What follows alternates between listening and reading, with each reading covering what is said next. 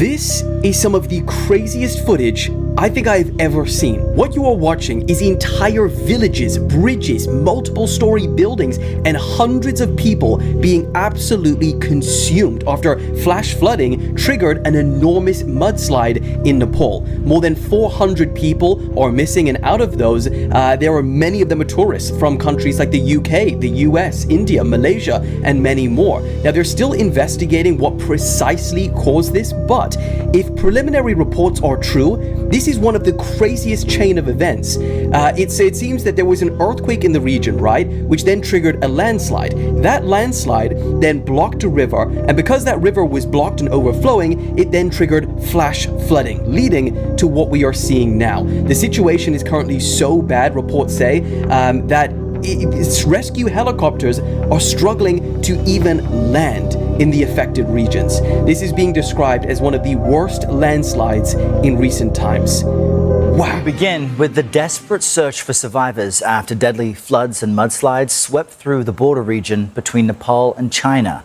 Hundreds of people, including foreign tourists, are missing. CBS News understands at least 65 Americans are among those unaccounted for. Authorities in Nepal say more than 160 people have been killed, but with so many missing, there are fears that number will rise. CBS News foreign correspondent Remy Inocencio is following developments for us in our London newsroom. Remy, the footage is gripping. It's stunning to watch this water move through with such power. What do we know about the situation on the ground this morning? Yeah, Errol, good morning. And yes, this is an absolute nightmare. At the latest count, we have more than 1,400 people missing on both sides of the Nepal-Tibet border. On the Nepal side, that number just in the past hour rose from about 800 to about 900. In Tibet, that number stands at 558, according to Chinese authorities. This disaster is on track to be the deadliest since an earthquake killed about 9,000 people in Nepal back in 2015. And the videos we're looking at now show that some people were within seconds of life and death being overtaken by these flash floods. But it's clear hundreds did not make it, and that number, as you said, looks likely to rise. Right now, this is still a rescue operation. You see helicopters there, but it is a really difficult one because of the topography. This is the foothills of the Himalayas.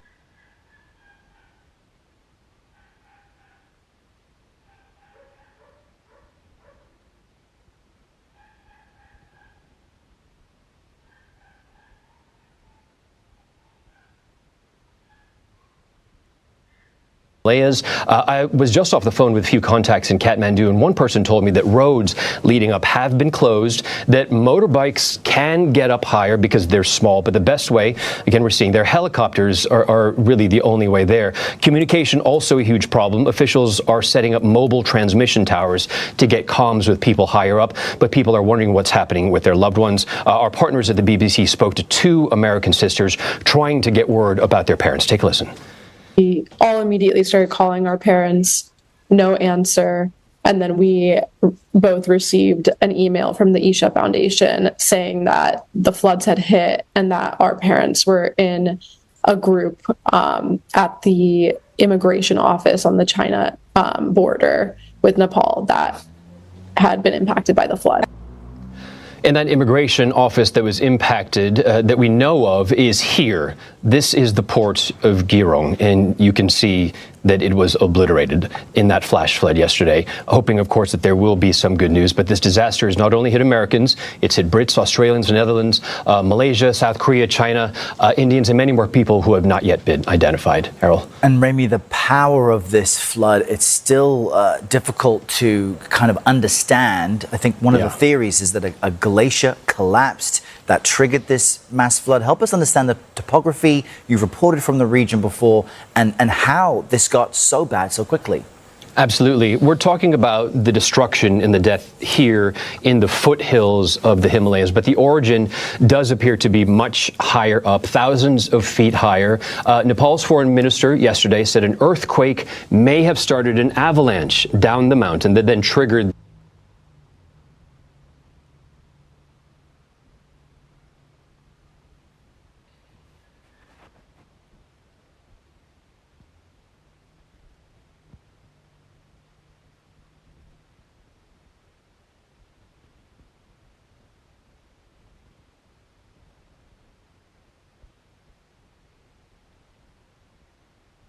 right, Shalom, Shalom, first and most right again by giving praise and glory unto Yahweh, Bashem, Yahushua, Bashem, Kakrash, double honors, apostle, and as a great man stone, Shalom, this is brother Yaakov, here come 35 Lord's elect once again, Shalom. Yeah, and this lesson I see the brother is from the GMS South Carolina had post devastating flood and mudslide in Tibet and Nepal, right? India, Nepal, China region there, right? And this region here, what I'm speaking about here is a region that known for serving Buddhas and going off. And I really feel I come to touch on this lesson because I heard the brother from the gym in South Carolina brings it out. And hey, in the video you could see people running for their life. And you just could basically see the big flood just wash them away. If you look into it closely, you'll see that people getting swept away by the flood right in that time. And I find that this is just the Lord executing his judgment, right? I'm gonna see some because the internet really giving trouble here. Started back. Internet giving trouble. This right here, I want to hear this lesson. But you know, the internet giving trouble. But what I basically want to touch on, when the Lord come, no one could save them gods are them gods are gold and gods are silver with them Indian, Chinese, that be praising that get destroyed. Where them at? Them ain't saving here, them ain't bringing tired guns. It even issue out a warning, right? And look at people swept away. Look at here. These apart where it was covering a whole building here. Look how tall our building is. And what if you look, you see a man already running for his life. But you see here, everybody don't get swept away already, looking to get swept away.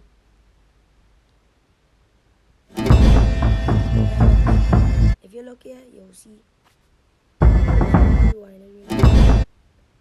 that is people they running for their life. If you look up, you'll see flood coming in.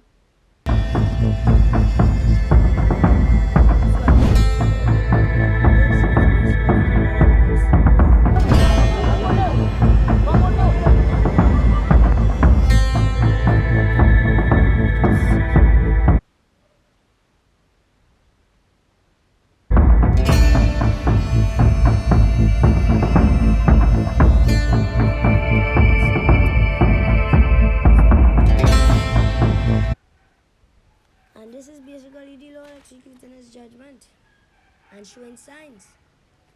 Like go back to the brother from the gym in South Carolina. I think the internet stopped giving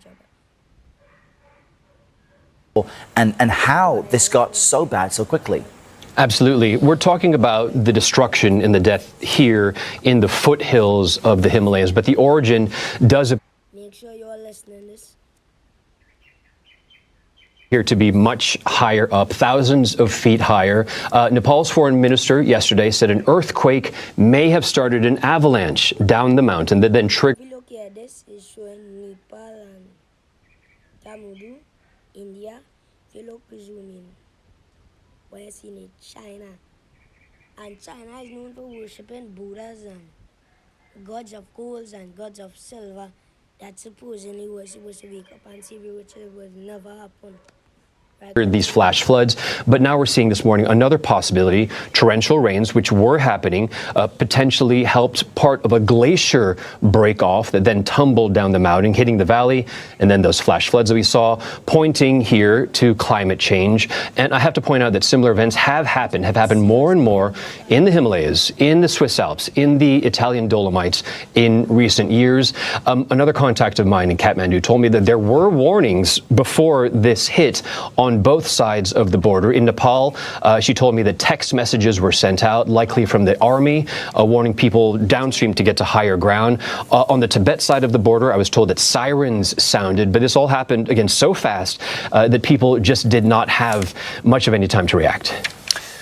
I hope that those young girls find their parents. I cannot imagine what this has been like for so many people. Rami, thanks for keeping us across all of it. Appreciate it.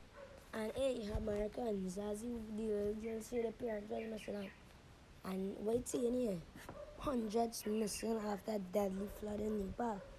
Hundreds missing. And a little bit of people plenty. A few in them get rescued, but majority of them got swept away.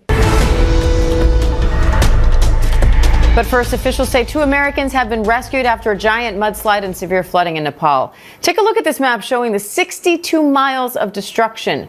Hundreds of people are dead and more than 1,000 are missing. Now, rescue teams are searching for victims, including 63 missing Americans. Foreign correspondent. If you look here again, you see the thing government there. And we see the people here, what the people running. Even if you look straight up as you mean, yes, there people all running up there. Tom Sufi-Burridge has more on those efforts. Hi, Tom. What's the latest? Yeah, Dan, I think the first thing to say is that this was a catastrophic event. So the scale of the destruction. Right, but that would be enough fun. I'm just going to scroll along real quick. Because I was touching into things too.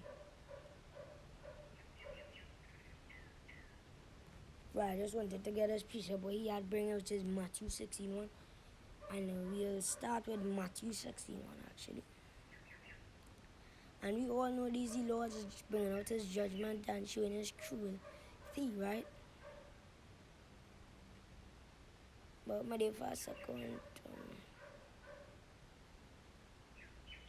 Matthew 16 and verse 1.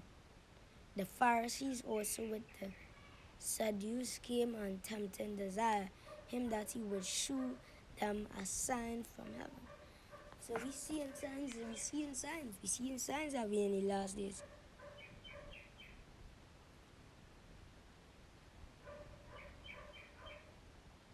There's a signs, man. Watch. We see wars right now, nation versus nation. But I bring that out to that was Matthew 24. We see wars right now, America and American war. We see war, Iran and war.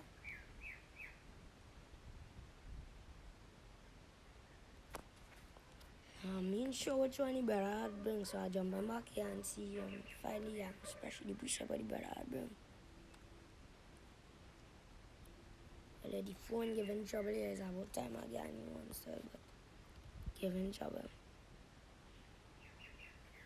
Let's look at a bit forward and see if it's They would die. the rescues and thing. But it was in Matthew 24, I remember the brother had bring this piece of brother bear in my hair for a second. And what time you're in. This is Matthew 24, verse 3. And as he sat upon the Mount of Olives. So let me read it here. Matthew 24 and verse 3. And as he sat upon the Mount of Olives, the disciples came unto him privately, saying, Tell us, when shall these things be?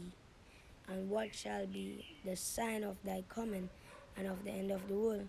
And Yahushua answered and said unto them, Take heed that no man deceive you. Hey, so we know the Lord shows signs, right? And these are signs here. And did the Lord just showing his judgment upon these Chinese, Indian, Nepal people? You can see them running for their life. But we know, we all know, we see them running for their life. And we know, and that flood still come and destroy them, that the Lord executed his wrath and his judgment, right? Or his judgment, right? And as I was seeing earlier, in that day, that wasn't even the day of the Lord. And guess what couldn't save them? The gods are Buddha and the Buddha gods, the gods are gold, the gods are silver, could not save them in that day. And it didn't save them actually. Exodus 30:23. That's what I'm going to check in Google Slide. It's 20:23. Come. Exodus 20 and starting at verse 22. He shall not make with me gods of silver, neither shall he make unto thee gods of gold. And you clearly see this in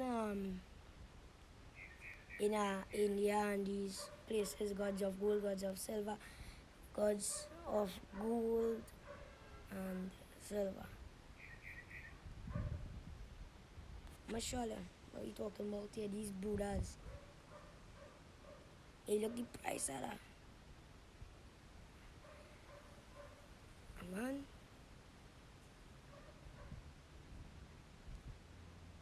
That's not gods of gold. Look what it's showing you. Buddha statues. And people will be praying to this. What the fuck is this? They're supposed to come back to life and save you.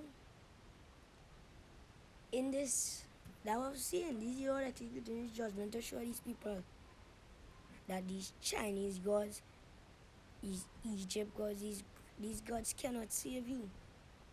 Right? Only the true power, Yahweh Shemir Shai. And then all this lesson with that, we like to give all praises and glory unto Yahweh, Basham, Yahushai, Basham, Kakrash. I hope this lesson was edifying. To the Lord's elect, Shalom.